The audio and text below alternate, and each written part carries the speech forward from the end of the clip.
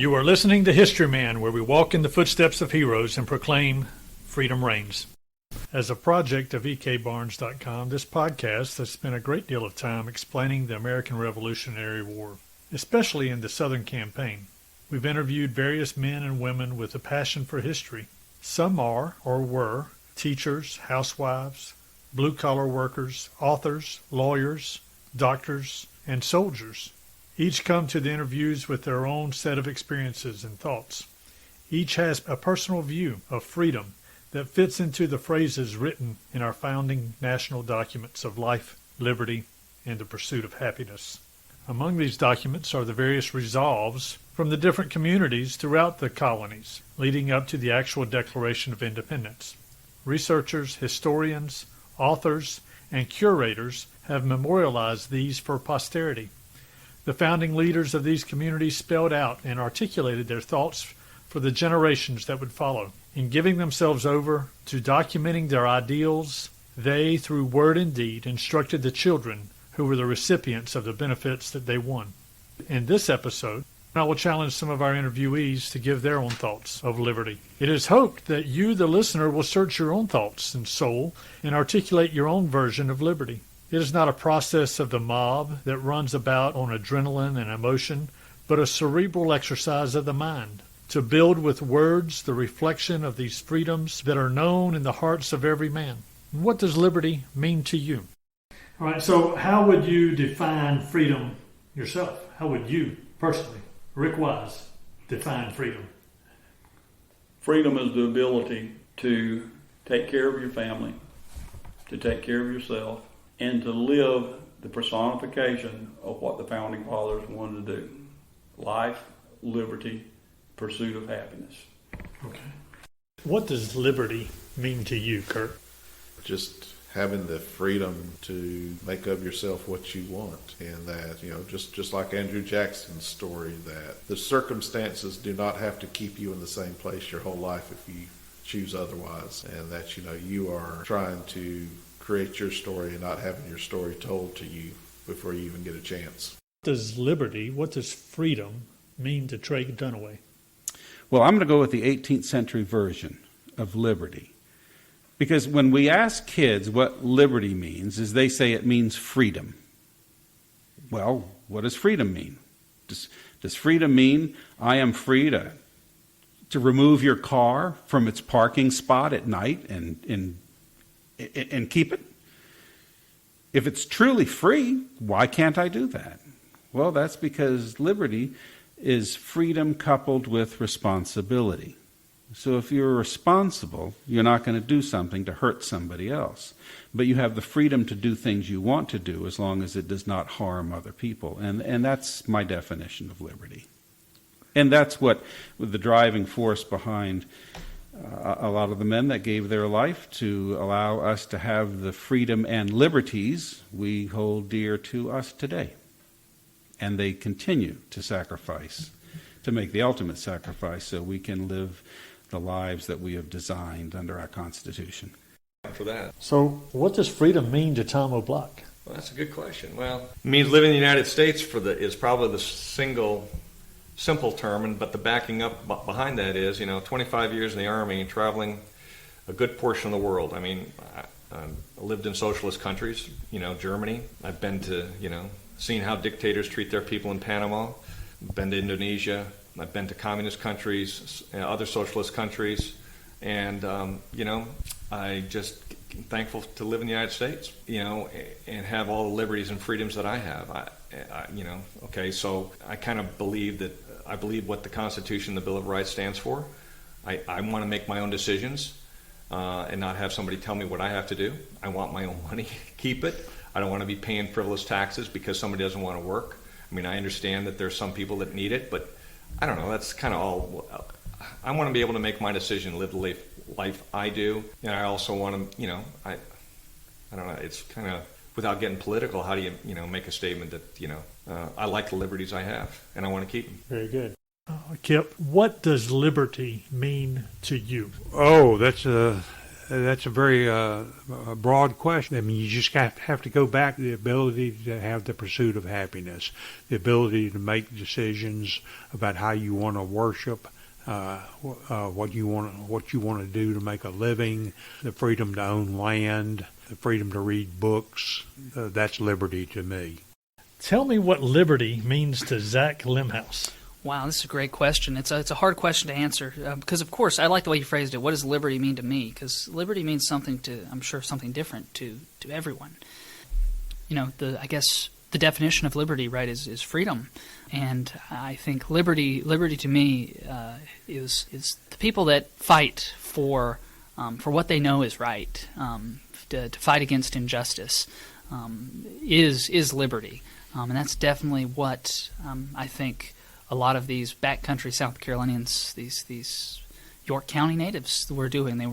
They were fighting against injustice, and not just the Patriots, but our Honorable Tory. Right? He saw something that was unjust, and he stood up for what he believed in, even though it was not the popular or safe thing to do. Right? It's important to keep in mind that people that spoke out against the British government in this way, they were committing treason. They were speaking against injustice. They were risking their lives in doing so. So I think that's what liberty is fighting for what you know is right, for fighting for freedoms that you know you deserve. It's sometimes a great risk to yourself. Then. Bill, let me ask you this. What does liberty mean to you? Liberty means the freedom, the right to be able to exercise my thoughts, the privilege to be able to exercise my thoughts and to express my thoughts. Yes, I need to know, and people need to know, that exercising that also has its consequences, but at least we have the right to do that. Let me ask you this as we close up. What is your idea of liberty, of freedom? For me, as much as I'm a big fan of the English, the British, when I was very young, and I mentioned a little bit about my father earlier, it was explained to me what our rights are, the Bill of Rights. He had his first hunting rifle, little .22 bolt action, when he was like 12 in Minnesota. And everybody carried guns to school. And my younger brother and I used to fist fight on a drop of a hat. I mean, serious, beat each other hard. And my father explained to me, my rights stop where the other person's nose begins. And having been, I don't want to use the word indoctrinated, but for me that was a born-again moment when I sat down and read it and realized that our founding fathers were the most brilliant men of their days. Lawyers mostly. They put a comma someplace because that's where the comma belonged. And over the years, as I've read it, reread it, and taught it many, many times, our Declaration of Independence, our Constitution, and our Bill of Rights are religious documents ordained by God, written by man, and that we the people, I've got the bumper sticker. And I love sharing that information, especially with foreigners. And I live it. You take one right away, and it was written down because most people were illiterate. It was like carving a stone monument in ancient Egypt or ancient Greece. We wrote it down so everybody can learn to read the Bible. That's how most people learn to read. And then our founding documents. But to me, they're sacred, and it really irritates me to no end when I hear politicians claim, well, we don't need this, we don't need that, we don't need the Second Amendment. And these people are lawyers, and it's like, you have to have read these documents. You took an oath to protect them. And as a politician, your political oath specifically states you will honor and protect the Constitution of the United States and the state of South Carolina Constitution, which I had to do when I joined the South Carolina National Guard. And to me, those are sacred vows. And foreigners, I love that. I still carry around the pocket, Boy Scouts of America pocketbook of the Constitution and Bill of Rights, and pass those out for new people that I'm honored to have decided to come to the States legally. But yeah, for me, it's a sacred trust. I'll fight for it. Your tax dollars trained me, and I'm quite willing, to man the barricades like so many others before me have done for their rights. And that's pretty much where I got into it. For me, it's biblical. Well, you had an incident that happened at church that our listeners, I think, would enjoy hearing. Well, it was a holiday on Sunday, and our pastor had asked anybody in the congregation who had served in the military to stand so we could thank them, and we did. Well, that night, he said, I realized that I should have gone a little further and say if anybody in the congregation has a relative who served who's no longer with us and you would like to stand in their honor, would you stand? Well, I stood up. And after church, the lady that was sitting next to me said, who did you stand up for? And I said, well, my husband served in the Korean conflict. My oldest brother served in World War II. My great-grandfather fought in the war between the states. My great-great-great-great-grandfather was in the American Revolution, and I had relatives in the War of 1812. And she looked at me and she said, y'all don't get along with anybody, do you? In the words of Ola Jean Kelly, what does liberty mean to you? Oh, my goodness. Oh, my goodness. Freedom to be who God wanted me to be, who He created me to be. Would you not have that anyway? I can think of situations where that wouldn't be possible, but it is now. I'm very grateful for that. So what does liberty, what does freedom mean to you? So I think I subscribe to the Edwin Burkean view of freedom, which is essentially the freedom of life, liberty, and the pursuit of happiness, and freedom from government constraint, except where necessary, in the common good. And that's the debate, right? What is the common good, and how much can the government impose upon one? What does liberty mean to you? There's so many different things. Coming from a veteran who has seen 20 years in special ops, I've actually been in a place, I've seen the liberation of Mosul. Okay. I've seen when you see an oppressed people finally breathe fresh air that's legitimately called free, makes it worthwhile. To me, that's liberty, whether it's on our side or another side. The fact that you can stand as a human being, whatever you want to be, and say, I am truly free to make my own choices, to make my own way, to support what I want to do. That's liberty. If you have to always answer to somebody, if you always got to ask permission, are you truly free? That's liberty. And I've seen it. And I've seen it unfold. And I believe is what my ancestors and those in the American Revolution seen when they heard that, especially down here on December 14th, when the British finally took that last step off the dock and got on their ships and sailed away, when they can truly say that South Carolina is free, they were truly free. Tell me what liberty means to you, William. Liberty would be the pursuit, and we know the pursuit of happiness, quiet enjoyment that I can do within limits of what I want to do as far as to get that happiness and quiet enjoyment, the ability to make money, the ability to liberty to even elect my officials. Okay. And even when they're elected, they don't tell us what to do. We tell them what to do. We're supposed to, aren't we? We're supposed to, but we've turned that around a little bit. Now they tell us. We've lost the will. They tell us what to do, and even Ronald Reagan said that. We tell you what to do. You don't tell us what to do because we elected you. But I think it means quiet enjoyment and the freedom to enjoy what you're able to make, what you're able to earn. And it's amazing that we in our country we seem to have it. Well, we've got the group here now that seems to want to undo all that. What does freedom mean to you? What does freedom mean to Cindy Day? To me, it means that I can come and go as I need to without fear. I can vote as I feel led to vote without repercussions.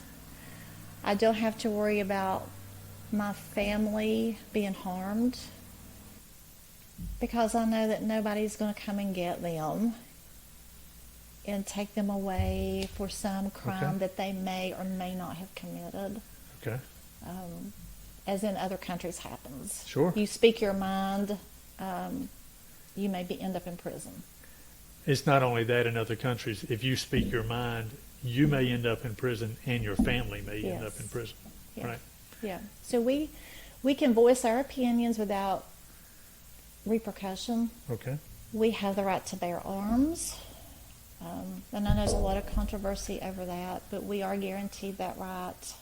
Well, what does that mean to you, though? To me, that means if I wish to own a weapon, I can, and do the protocol and the paperwork and being straight up about it. But if I choose to own a weapon, then I can. Because our founding fathers and our patriots fought for us to have that right. What does liberty mean to Roselle Bramlett? Well, to me, liberty is the ability to worship and live as I want to without my freedoms infringing on anyone else's. What does liberty mean to John Parker? It means the same as what's in the Bill of Rights, the first 10 rights. The freedom of speech, the freedom to practice religion the way you want to, the freedom of assembly, all of that. The Declaration of Independence was the prelude to our Constitution and to the Revolution. In one of the pension applications of a captain from York County related that they were on the way to Florida from South Carolina. They departed over in Edgefield County from the Pinewood House, and they were on their way to Florida. They got down into Georgia about 60 miles at a river when a courier was spotted on the north side of the river. So they stopped and wait for the dispatches to get to General Williamson. In that dispatches was a copy of the Declaration of Independence.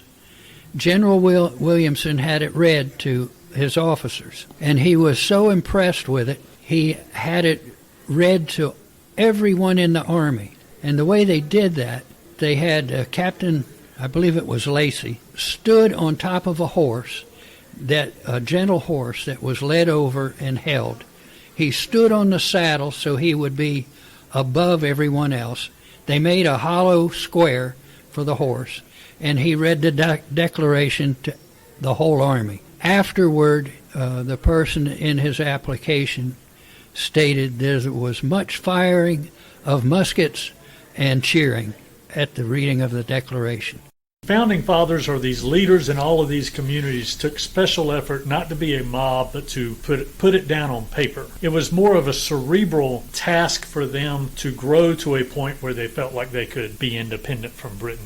Yeah, I think so. I mean, I'd say it slightly differently, which is, to put a modern spin on it, in the year 2020, many of the political debates we are having ultimately boil down to your view of principles or writings that were set down in the Revolutionary period and whether we still subscribe to them or don't, and what they meant, and were they properly written, were they too narrow? And that's all the debates that are going on in one way or the other right now. So without an understanding of, what did Madison mean when he wrote this? Why did they set up the Electoral College? What does it mean to be free and independent? What did it mean to be free of Great Britain? Why did they care? It's the first decolonial movement in the world. Right, so all of these major ideas and concepts which were first formed here, and a lot of them had the genesis in the South, if one doesn't understand those or have any context, then how would you have an opinion about what's going on in the world today? What does liberty mean to you?